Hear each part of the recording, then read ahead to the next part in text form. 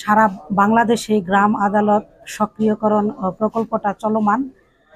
সে লক্ষ্যেই জয়পুরহাট জেলায়ও সেই ধারাবাহিকতা অব্যাহত রয়েছে।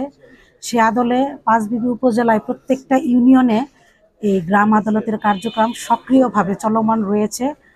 তো আজকে আমাদের পাঁচবিবি উপজেলার বাগজানা ইউনিয়ন পরিষদের সম্মানিত চেয়ারম্যান সাহেব গ্রাম আদালত সরাসরিভাবে পরিচালনা করার লক্ষ্যে আপনাদেরকেও নিমন্ত্রণ দিয়েছে।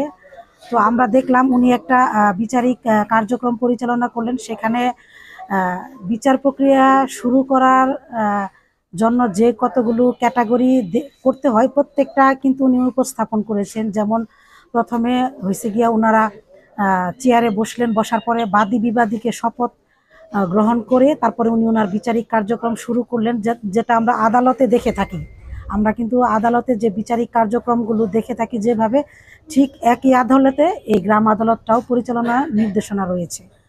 তো একজন সেবা গ্রহীতা যখন একটা একদম প্রান্তিক পর্যায় থেকে খরচ করে জেলা পর্যায়ে কোর্টে গিয়ে একটা মামলা শুরু করে, তার কিন্তু অনেক হয়রানি হয়। এই যে গাড়ি ভাড়া খরচ হয়, যাতায়াতের, প্লাস দীর্ঘ সময় বসে থাকতে হয়, মামলার শুনানির ডেট পরে। কিন্তু গ্রাম আদালত দেখেন একদম পুরো একটা গ্রাম থেকে উঠে এসে ইউনিয়ন পর্যায়ে চেয়ারম্যানের মাধ্যমে, গ্রাম আদালতের মাধ্যমে এটা নিষ্পত্তি হচ্ছে। এটা কিন্তু